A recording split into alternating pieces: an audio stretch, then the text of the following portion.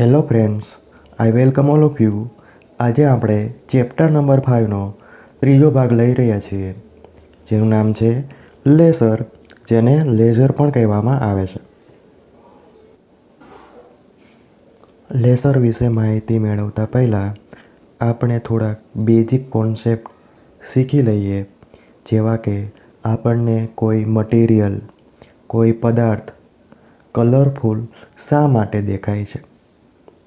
હું તમને એક ક્વેશ્ચન કરું છું, આપણને કોઈ વસ્તુ શા માટે દેખાય છે? એની આઈડિયા? Yes, exactly. જ્યારે કોઈ વસ્તુ ઉપર, કોઈ પદાર્થ ઉપર પ્રકાશ પડે છે ત્યારે આપણને એ વસ્તુ દેખાય છે. જો કોઈ વસ્તુ ઉપર પ્રકાશ ના પડે તો આપણે એને જોઈ શકતા નથી. તો આ જે પ્રકાશ છે ને, એ પ્રકાશ તરંગો સ્વરૂપે પણ હોય અથવા કણો સ્વરૂપે પણ હોય, વેવ્સ પણ હોઈ શકે ઓર પાર્ટિકલ પણ તે હોઈ શકે છે. તરંગો આપણે જાણીએ છીએ તે વિદ્યુત ચુંબકી તરંગો છે. પ્રકાશ છે તેને કણો સ્વરૂપે પણ લઈ શકાય. For example, photon. હવે ફોટોન એટલે શું થાય? ફોટોન એ ક્વોન્ટમ ઓફ ઇલેક્ટ્રોમેગ્નેટિક ફિલ્ડ છે. ફોટોન એ ક્વોન્ટમ ઓફ ઇલેક્ટ્રોમેગ્નેટિક ફિલ્ડ છે. એટલે કે આ જે ફોટોન છે તે વિદ્યુત ચુંબકી ક્ષેત્રનું એક પેકેટ છે, એક સમૂહ છે, જે કોઈ પદાર્થ ઉપર કે કોઈ મટીરિયલ ઉપર પડે છે. ખ્યાલ આવ્યો? તો આપણે આ લેસર ચેપ્ટરમાં તરંગના બદલે આપણે કયો શબ્દ વાપરીશું? ફોટોન શબ્દ વાપરીશું. કે કોઈ પદાર્થ ઉપર પ્રકાશના ફોટોન પડે છે. એ ફોટોનને શું હશે? એનર્જી હશે, E, જેને H ઇન્ટુ મ્યુ વડે દર્શાવવામાં આવે છે. અને વીને બદલે આપણે શું બોલીશું? મ્યુ. ખ્યાલ આવ્યો? અહીં E એ ફોટોનની એનર્જી છે, H એ પ્લાન્ક્સ કોન્સ્ટન્ટ છે, એટલે કે પ્લાન્કનો અચળાંક છે, અને મ્યુ એ ફોટોનની ફ્રીક્વન્સી છે, ફોટોનની આવૃત્તિ છે. તો હવે જ્યારે પણ આપણે પ્રકાશની વાત કરીએ ત્યારે આપણે કયો શબ્દ યુઝ કરીશું? Yes, exactly. પ્રકાશના ફોટોન, જેની energy E is equal to H mu વડે દર્શાવવામાં આવે છે. ખ્યાલ આવ્યો મિત્રો?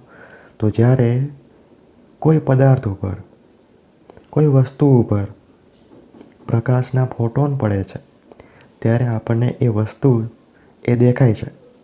હવે બીજો કોન્સેપ્ટ આપણે ક્લિયર કરીએ કે આપણને એ વસ્તુ કલરફુલ શા માટે દેખાય છે.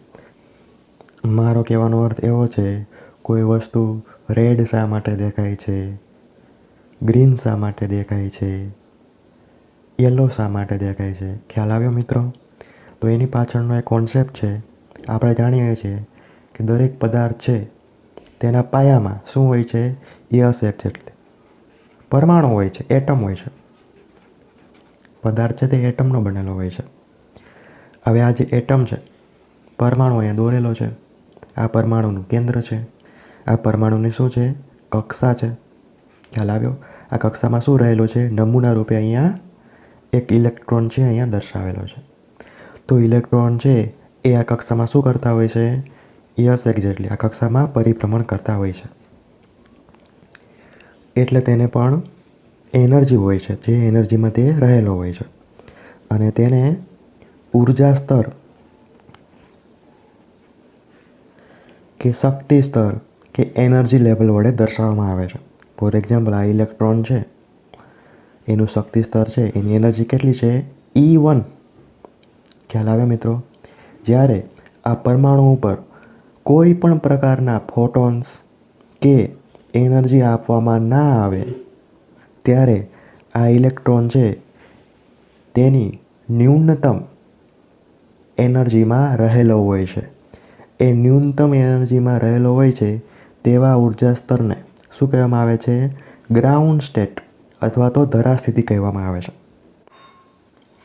હવે જ્યારે પરમાણુને ઉર્જા આપવામાં આવે, એ ઉર્જા આપણે ફોટોન સ્વરૂપે લઈએ છીએ.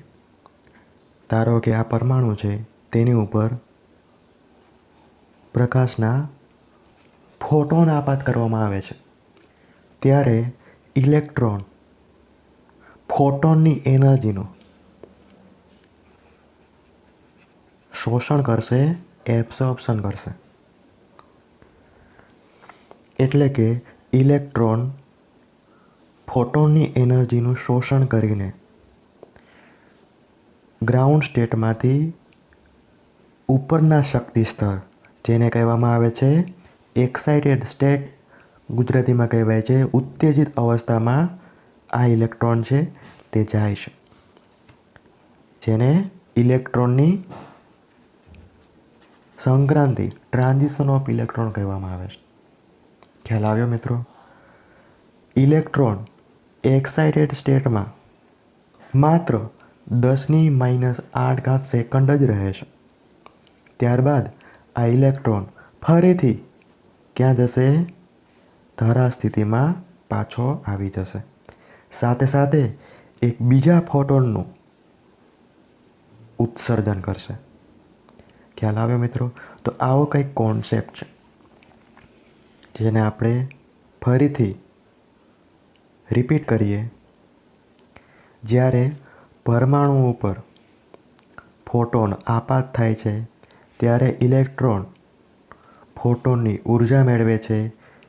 ઇલેક્ટ્રોન સંક્રાંતિ કરીને ધરાસ્થિતિમાંથી ઉત્તેજિત અવસ્થામાં એક્સાઇટેડ સ્ટેટમાં જાય છે. ત્યાં તે 10⁻⁸ સેકન્ડ રહે છે. ત્યારબાદ ફરીથી પાછો ધરાસ્થિતિમાં આવી જાય છે. સાથે સાથે એક બીજા ફોટોનનું ઉત્સર્જન કરે છે, જેની એનર્જી ડેલ્ટા E વડે દર્શાવવામાં આવે છે. અને ડેલ્ટા E બરાબર E2 - E1, જ્યાં E1 છે એ ધરાસ્થિતિની એનર્જી છે, E2 છે તે એક્સાઇટેડ સ્ટેટની એનર્જી છે. તે બંનેની બાદબાકી કરો તો તમને આ જે ફોટોન છે તેની એનર્જી મળશે, જે hν બરાબર થશે.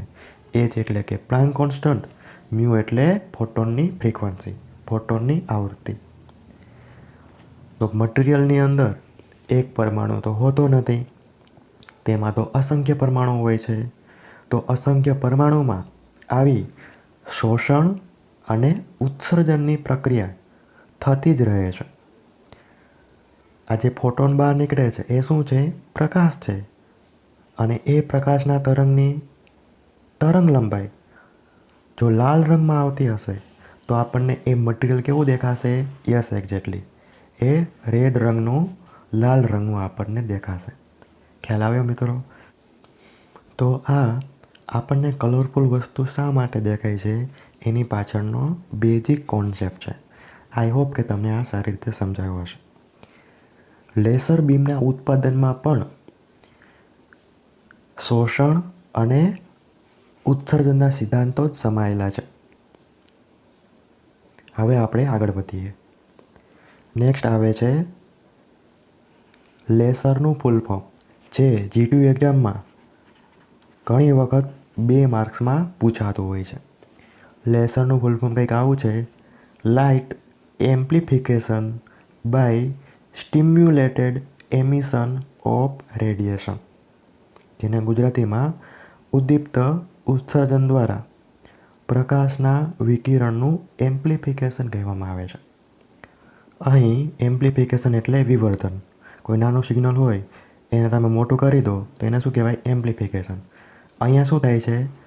લાઇટનું એમ્પ્લિફિકેશન થાય છે, પ્રકાશનું વિવર્ધન થાય છે. ખ્યાલ આવે મિત્રો? સ્ટિમ્યુલેટેડ એમિશન, સ્ટિમ્યુલેટેડ એમિશન એટલે ઉદ્દીપ્ત ઉત્સર્જન, જેનો કોન્સેપ્ટ થોડી વાર પછી આપણે શીખીશું. રેડિયેશન એટલે પ્રકાશનું વિકિરણ. તો બધા શબ્દોને ભેગા કરીએ તો ઉદ્દીપ્ત ઉત્સર્જન દ્વારા પ્રકાશના વિકિરણનું એમ્પ્લિફિકેશન, જેને અંગ્રેજીમાં light amplification by stimulated emission of radiation. હવે આપણે આગળ વધીએ. લેસર બીમ એક એવી રચના છે જે અતિશય તીવ્ર છે, એટલે કે તેની ઇન્ટેન્સિટી ખૂબ જ વધારે છે. તે ઘનિષ્ઠ છે. ઘનિષ્ઠ એટલે તેના જે તરંગો બહાર નીકળે છે તે ખૂબ જ પાસે પાસે હોય છે અને સમકલાબદ્ધ હોય છે. એટલે કે આ જે તરંગો છે તેની કલા કેવી હોય છે? સમાન હોય છે. અને પ્રચંડ વેગથી ગતિ કરતું એક પ્રકાશનું પુંજ છે, તેનો એક સમૂહ છે જે એક જ દિશામાં પસાર થાય છે. સૌ પ્રથમ ઈસવીસન 1960માં લેસરની રચના કરવામાં આવી હતી, જેમાં રૂબી સ્ફટિક રૂબી ક્રિસ્ટલનો ઉપયોગ કરવામાં આવેલો હતો. આ એક પ્રકારનો પદાર્થ છે, સ્ફટિક છે, જેની ઉપર ફોટોન્સ આપાત કરીને લેસરનું ઉત્પાદન કરવામાં આવ્યું હતું. ખ્યાલ આવ્યો મિત્રો? હવે આપણે આગળ વધીએ. લેસર છે એ એક પ્રકારનો પ્રકાશ છે. આ પ્રકાશ કેટલા પ્રકારના હોઈ શકે તે હવે આપણે જોઈએ. અહીં 3 પ્રકારના પ્રકાશના સ્ત્રોત બતાવેલા છે. એક સાદો લેમ્પ હોય, તેને તમે ચાલુ કરો તો તેમાંથી નીકળતો પ્રકાશ કેવો હોય? સોડિયમ લેમ્પ છે, એ સોડિયમ લેમ્પમાં નીકળતો પ્રકાશ કેવો હોય? લેસર લાઇટ છે, એ લેસર લાઇટમાં નીકળતો પ્રકાશ કેવો હોય? તેની માહિતી આપણે મેળવીએ. લેમ્પને તમે ચાલુ કરો તો લેમ્પમાંથી જે પ્રકાશ બહાર નીકળે છે તે પ્રકાશ છે એ ચારે દિશામાં ફેલાય છે. ત્યારબાદ એ જે પ્રકાશ છે તેની તરંગ લંબાઈ છે તે પણ કેવી હોય છે? જુદી જુદી હોય છે. ખ્યાલ આવ્યો મિત્રો? તો એ સાદો પ્રકાશ છે જે સાદા લેમ્પમાંથી બહાર નીકળે છે. હવે વાત કરીએ સોડિયમ લેમ્પ, જેનો લેબમાં ઉપયોગ થાય છે. આ સોડિયમ લેમ્પ છે તેમાંથી નીકળતો પ્રકાશ છે તે ઓરેન્જ છે, ઓરેન્જ કલરનો હોય છે. એનો અર્થ એવો થાય કે સોડિયમમાંથી જે પ્રકાશ બહાર નીકળે છે તેની જે તરંગ લંબાઈ છે એ કેવી છે? સેમ છે. અહીંયા સાદા પ્રકાશમાં શું થતું હતું કે તરંગ લંબાઈ જુદી જુદી હતી. ખ્યાલ આવ્યો? પરંતુ સોડિયમ લેમ્પ છે એમાંથી એક જ પ્રકારની તરંગ લંબાઈ બહાર નીકળે છે, એટલા માટે એને કહેવામાં આવે છે મોનોક્રોમેટિક, એક રંગી કહેવામાં આવે છે. કેમ કે તેમાં નીકળતો જે પ્રકાશ છે તેની તરંગ લંબાઈ સરખી છે. પરંતુ આ જે સોડિયમ લેમ્પ છે તેમાં જ નીકળતો પ્રકાશ ચારે બાજુ ફેલાઈ જાય છે. ખ્યાલ આવ્યો મિત્રો? તો આ તફાવત છે. હવે વાત કરીએ લેસર બીમની, લેસરના પ્રકાશની. લેસરનો જે પ્રકાશ છે તે એક રંગી છે, મોનોક્રોમેટિક છે. તેનો અર્થ એવો થાય છે કે તેની તરંગ લંબાઈ કેવી છે? સરખી છે. ત્યારબાદ બીજું સૌથી અગત્યનું જે પરિબળ લેસરમાં હોય તે છે સમકલાબદ્ધ. એનો અર્થ એવો થાય છે કે આ જે તરંગો જે બહાર નીકળે છે તેની કલા, તેનો ફેઝ એ કેવો હોય છે? સેમ હોય છે. તેના લીધે આ જે પ્રકાશ બહાર નીકળે છે એ પ્રકાશ છે તે ફેલાતો નથી, તેનું ડાયવર્જન્સ થતું નથી, તે એક જ દિશામાં આગળ વધે છે. ખ્યાલ આવ્યો મિત્રો? સાદો પ્રકાશ છે, સોડિયમ લેમ્પ છે, તેમાં જ નીકળતો જે પ્રકાશ છે તેમાં સ્પોન્ટેનિયસ એમિશન થાય છે. જ્યારે લેસરમાંથી નીકળતો જે પ્રકાશ છે તેમાં સ્ટિમ્યુલેટેડ એમિશન થાય છે. સ્પોન્ટેનિયસ એમિશન એટલે શું થાય? સ્ટિમ્યુલેટેડ એમિશન એટલે શું થાય? તેની માહિતી હવે પછી આપણે મેળવીશું. હવે આપણે આગળ વધીએ. નેક્સ્ટ ટોપિક છે તાત્ક્ષણિક ઉત્સર્જન, જેને અંગ્રેજીમાં સ્પોન્ટેનિયસ એમિશન કહેવામાં આવે છે. એના પછી નેક્સ્ટ છે ઉદ્દીપ્ત ઉત્સર્જન. આ બંનેની વ્યાખ્યા અથવા તો તફાવત GTU એક્ઝામમાં 2 થી 3 માર્કમાં પૂછવામાં આવે છે. સૌપ્રથમ આપણે તાત્ક્ષણિક ઉત્સર્જન આપણે લઈએ. હવે આપણે જાણીએ છીએ કે પરમાણુમાં ગ્રાઉન્ડ સ્ટેટ એટલે શું થાય, એક્સાઇટેડ સ્ટેટ એટલે શું થાય, અને લાઇટનો ફોટોન્સ એટલે શું થાય. જ્યારે પરમાણુ ઉપર E equal to H mu ઉર્જા ધરાવતું ફોટોન આપાત કરવામાં આવે છે ત્યારે ગ્રાઉન્ડ સ્ટેટમાં રહેલો જે ઇલેક્ટ્રોન છે તે આ ઉર્જાનું શું કરશે? યસ એક્ઝેક્ટલી તેનું શોષણ કરશે. શોષણ કરીને આ ઇલેક્ટ્રોન ગ્રાઉન્ડ સ્ટેટમાંથી સંક્રાંતિ કરીને એક્સાઇટેડ સ્ટેટમાં જશે. ગ્રાઉન્ડ સ્ટેટ એટલે ધરાસ્થિતિ, એક્સાઇટેડ સ્ટેટ એટલે ઉત્તેજિત અવસ્થા. ખ્યાલ આવ્યો મિત્રો? ઇલેક્ટ્રોન જ્યારે એક્સાઇટેડ સ્ટેટમાં હશે ત્યારે તે માત્ર કેટલી સેકન્ડ રહેશે? Yes exactly 10⁻⁸ second. ત્યારબાદ આ ઇલેક્ટ્રોન છે ફરીથી ક્યાં જશે? ગ્રાઉન્ડ સ્ટેટ ધરાસ્થિતિમાં આવશે. સાથે સાથે તે એક બીજા ફોટોનનું ઉત્સર્જન કરશે. તેની એનર્જી કેટલી હશે? એચમ્યુ જેટલી. એ એનર્જી E2 - E1 વડે દર્શાવવામાં આવે છે.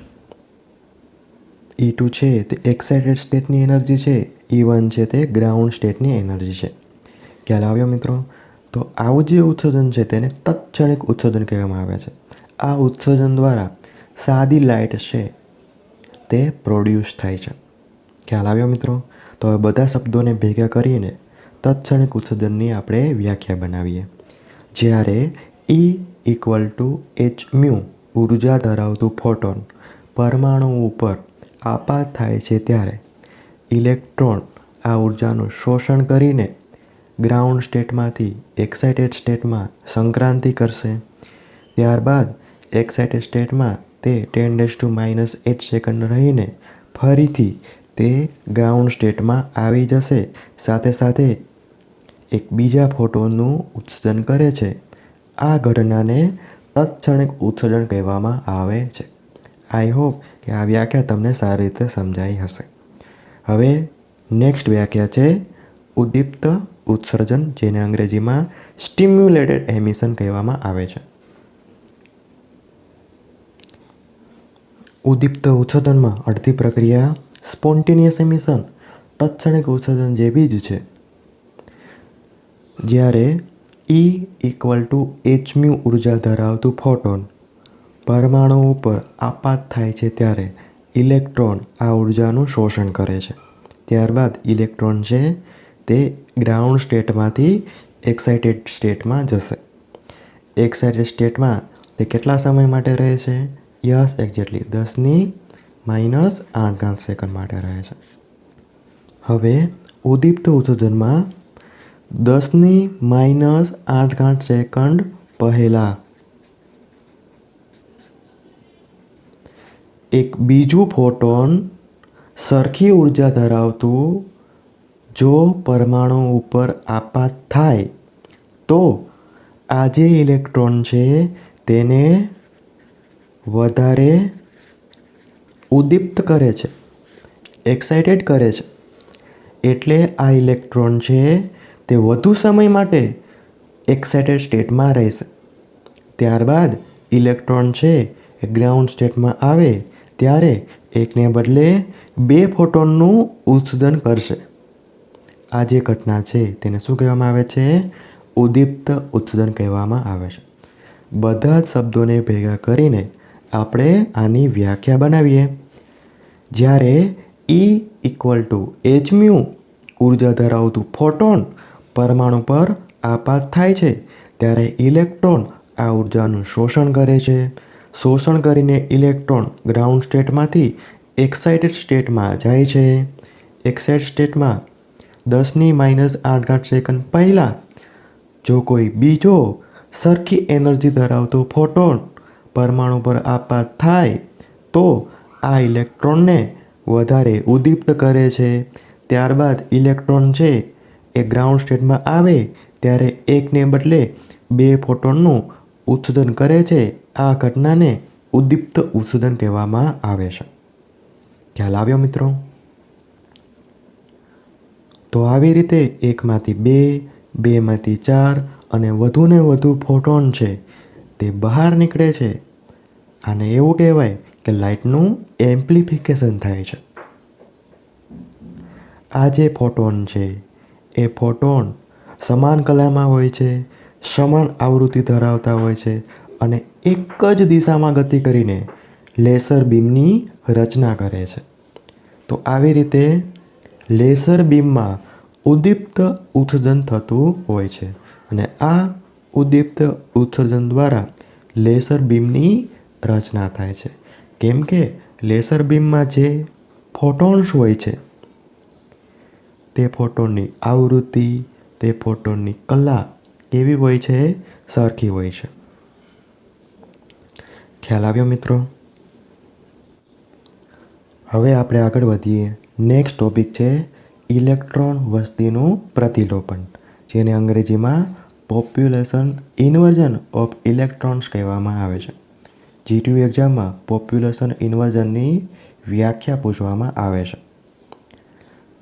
થોડી વાર પહેલાં આપણે જોયું કે લેસર બીમના ઉત્પાદન માટે ઉદ્દીપ્ત ઉત્સર્જન થવું જરૂરી છે અને ઉદ્દીપ્ત ઉત્સર્જનમાં એક્સાઇટેડ સ્ટેટમાં જેટલા વધારે ઇલેક્ટ્રોન હશે તેટલું સારું કહેવાય.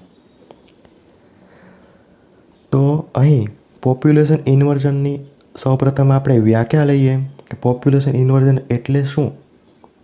પોપ્યુલેશન ઇન્વર્ઝન એટલે આ જે એક્સાઇટેડ સ્ટેટ છે એ એક્સાઇટેડ સ્ટેટમાં ઇલેક્ટ્રોન છે એ ઇલેક્ટ્રોનની સંખ્યા વધારવાની જે પ્રક્રિયા છે તેને પોપ્યુલેશન ઇન્વર્ઝન કહેવામાં આવે છે. ખ્યાલ આવ્યો મિત્રો? બધા શબ્દોને આપણે ભેગા કરીએ તો ઉત્તેજિત અવસ્થામાં અથવા એક્સાઇટેડ સ્ટેટમાં ઇલેક્ટ્રોન્સની સંખ્યા વધારવાની ક્રિયાને પોપ્યુલેશન ઇન્વર્ઝન કહેવામાં આવે છે. હવે આપણે એનો બેઝિક કોન્સેપ્ટ આપણે શીખીએ. પરમાણુમાં ઘણા બધા એનર્જી લેવલ્સ આવેલા હોય છે. અહીં આકૃતિમાં 3 એનર્જી લેવલ બતાવેલા છે. એનર્જી લેવલ 1 જે ગ્રાઉન્ડ સ્ટેટ છે, એનર્જી લેવલ 3 જે એક્સાઇટેડ સ્ટેટ છે અને એનર્જી લેવલ 2 જે મેટા સ્ટેબલ સ્ટેટ છે. આ મેટા સ્ટેબલ સ્ટેટ છે તે ગ્રાઉન્ડ સ્ટેટ અને એક્સાઇટેડ વચ્ચે આવેલું છે. પોપ્યુલેશન ઇન્વર્ઝન એટલે આ જે મેટા સ્ટેબલ સ્ટેટ છે એ મેટા સ્ટેબલ સ્ટેટમાં ઇલેક્ટ્રોનની સંખ્યા વધારવાની ક્રિયા. ખ્યાલ આવે મિત્રો? તો હવે આપણે એ જોવું છે કે મેટા સ્ટેબલ સ્ટેટમાં ઇલેક્ટ્રોનની સંખ્યા કેવી રીતે વધે છે. ખ્યાલ આવે મિત્રો? તો સૌ પ્રથમ પરમાણુ પર E = h𝜇13 નામનો ફોટોન પરમાણુ પર આપાત થાય છે. 13 શા માટે? એનર્જી લેવલ 1 એનર્જી લેવલ 3 છે એટલા માટે. ખ્યાલ આવ્યો? તે પરમાણુ પર આપાત થાય છે. તો અહીંયા રહેલો ઇલેક્ટ્રોન એ શું કરશે? આ ફોટોનનું શોષણ કરશે અને શોષણ કરીને આ ઇલેક્ટ્રોન છે ગ્રાઉન્ડ સ્ટેટમાંથી ક્યાં જશે? એક્સાઇટેડ સ્ટેટમાં જશે. એક્સાઇટેડ સ્ટેટમાં તે કેટલા સમય રહેશે? Yes, exactly 10⁻⁸ second. એ તો આટલા સમય માટે જ રહે છે. હવે પરમાણુમાં એક ઇલેક્ટ્રોન તો હશે નહીં, અસંખ્ય હશે. તો ઘણા બધા ઇલેક્ટ્રોનમાં આવી સેમ પ્રોસેસ થતી હશે. એટલે સૌપ્રથમ જ્યારે આવા ફોટોન પરમાણુ ઉપર આપાત થાય છે ત્યારે ગ્રાઉન્ડ સ્ટેટમાં રહેલા ઇલેક્ટ્રોન એ સૌપ્રથમ એનર્જી લેવલ 1માંથી એનર્જી લેવલ 3માં જશે. હવે એનર્જી લેવલ 3માં તે માત્ર 10⁻⁸ સેકન્ડ માટે જ રહે છે. તો મોટાભાગના ઇલેક્ટ્રોન છે તે ઇલેક્ટ્રોન પાછા ક્યાં ફરશે? ગ્રાઉન્ડ સ્ટેટમાં પાછા આવી જશે અને ફોટોનનું શું કરશે? ઉત્સર્જન કરશે. પરંતુ તેમાંના અમુક ઇલેક્ટ્રોન છે તે ક્યાં રહી જશે? આ મેટા સ્ટેબલ સ્ટેટમાં રહી જશે. ખ્યાલ આવ્યો મિત્રો? તો આ મેટાસ્ટેબલ સ્ટેટમાં જે ઇલેક્ટ્રોન રહે છે તે વધારે સમય માટે રહે છે, એપ્રોક્સિમેટલી 10⁻³ સેકન્ડ. આવા ઇલેક્ટ્રોન છે તે ઇલેક્ટ્રોન લેસર બીમની રચના માટે ખૂબ જ અગત્યના છે. આવા ઇલેક્ટ્રોન છે એ લેસર બીમની રચના માટે ખૂબ જ અગત્યના છે, કેમ કે આ ઇલેક્ટ્રોન છે તે વધુ સમય માટે આ એનર્જી લેવલ ઉપર રહે છે. ખ્યાલ આવ્યો મિત્રો? તો આ જે પ્રક્રિયા છે મેટાસ્ટેબલ સ્ટેટમાં ઇલેક્ટ્રોન વધારવાની, તેને શું કહેવામાં આવે છે? યસ, એક્ઝેક્ટલી, પોપ્યુલેશન ઇન્વર્ઝન કહેવામાં આવે છે. ખ્યાલ આવ્યો મિત્રો? હવે આપણે આગળ વધીએ. હવે આપણે એ જોવું છે કે લેસર બીમ કેવી રીતે પ્રોડ્યુસ થાય છે. તો સૌપ્રથમ ઉપર જણાવ્યું તે પ્રમાણે E = h𝜇13 ઉર્જા ધરાવતો ફોટોન પરમાણુ ઉપર આપાત થાય છે. એ ધરા સ્થિતિમાં રહેલા ઇલેક્ટ્રોન્સ આ ફોટોન્સનું શોષણ કરીને ઉર્જા સ્તર 1માંથી ઉર્જા સ્તર 3માં જશે. હવે ઉર્જા સ્તર 3માં તે માત્ર 10⁻⁸ સેકન્ડ જ રહે છે. ત્યારબાદ મોટાભાગના ઇલેક્ટ્રોન છે એ ધરા સ્થિતિમાં આવી જાય, પરંતુ અમુક ઇલેક્ટ્રોન છે એ ક્યાં રહી જશે? એનર્જી લેવલ 2માં. આ એનર્જી લેવલ 2 કયું છે? મેટાસ્ટેબલ સ્ટેટ છે. અને આ જે પ્રક્રિયા છે એને શું કહેવામાં આવે છે? યસ, એક્ઝેક્ટલી, પોપ્યુલેશન ઇન્વર્ઝન કહેવામાં આવે છે. તો મેટાસ્ટેબલ સ્ટેટમાં ઇલેક્ટ્રોન 10⁻³ સેકન્ડ રહે છે. ખ્યાલ આવ્યો? હવે જ્યારે E = h𝜇12 એનર્જી ધરાવતા ફોટોન્સ પરમાણુ પર આપાત થાય છે, ત્યારે આ જે ઇલેક્ટ્રોન છે જે મેટાસ્ટેબલમાં રહેલા છે તે વધુ ઉદ્દીપ્ત કરશે, એક્સાઇટેડ કરશે, એટલે ઇલેક્ટ્રોન્સ વધુ સમય મેટાસ્ટેબલ સ્ટેટમાં રહેશે. ત્યારબાદ તે જ્યારે ગ્રાઉન્ડ સ્ટેટમાં આવશે ત્યારે એક ફોટોનને બદલે 2 ફોટોન છે તે બહાર નીકળશે. આવી રીતે 1માંથી 2, 2માંથી 4 અને વધુને વધુ ફોટોન છે તે લેસર બીમની રચના કરશે. આ જે ફોટોન છે તેની એનર્જી સરખી હોય છે, તેની આવૃત્તિ સરખી હોય છે, તેની કલા સરખી હોય છે. એટલા માટે લેસર બીમ છે તે એક જ દિશામાં પ્રચંડ વેગથી ગતિ કરે છે. આઈ હોપ લેસર બીમ કેવી રીતે પ્રોડ્યુસ થાય છે તે તમને સારી રીતે સમજાયું હશે. હવે આપણે આગળ વધીએ. હવે નેક્સ્ટ ટોપિક છે લેસરના ગુણધર્મો, પ્રોપર્ટી ઓફ લેસર. પહેલી પ્રોપર્ટી આપણે લઈએ. લેસર બીમ એક તીવ્ર અને સમકલાબદ્ધ પ્રકારનું પ્રકાશનું બીમ છે. બીજી પ્રોપર્ટી, લેસર બીમ છે એ સૂર્યક દિશામાં ગતિ કરે છે. સૂર્યક દિશામાં ગતિ તો કરે છે, પરંતુ તેનું કોણીય પ્રસરણ ખૂબ જ ઓછું છે. મારો કહેવાનો અર્થ એવો છે, આ લેસર લાઇટ હોય એ તમે કોઈ દિવાલ પર કરો તો દિવાલ પર આવી રીતે એક ટપકા જેવું દેખાય છે. દિવાલ પર આપણને એક ટપકું દેખાય છે. ખ્યાલ આવ્યો? તો લેસર બીમ જ્યાંથી શરૂ થાય છે ત્યાં પણ રાઉન્ડ છે, અને કોઈ દિવાલ ઉપર આપણે કરીએ તો ત્યાં પણ એક રાઉન્ડ છે. એ બંને રાઉન્ડ છે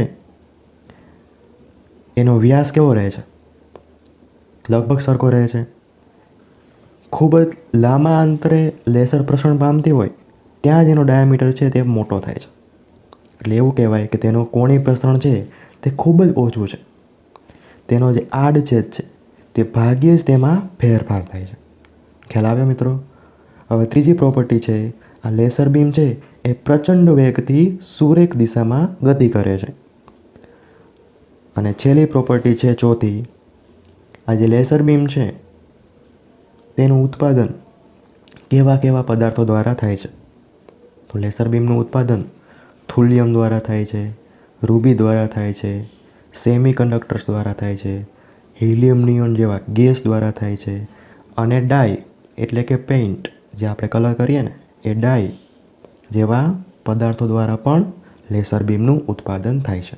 તો લેસર બીમ છે તેનું ઉત્પાદન સોલિડ્સ દ્વારા થાય છે, લિક્વિડ દ્વારા થાય છે અને ગેસ દ્વારા પણ થાય છે. ખ્યાલ આવ્યો મિત્રો? તો આ બધા લેસરના ગુણધર્મો, પ્રોપર્ટીઝ ઓફ લેસર હતી, જે તમને સારી રીતે સમજાઈ હશે. જો તમને આ લેક્ચરમાં કોઈ ક્વેશ્ચન હોય, કોઈ ડાઉટ હોય, તો તમે નીચે કોમેન્ટ બોક્સમાં જણાવી શકો છો.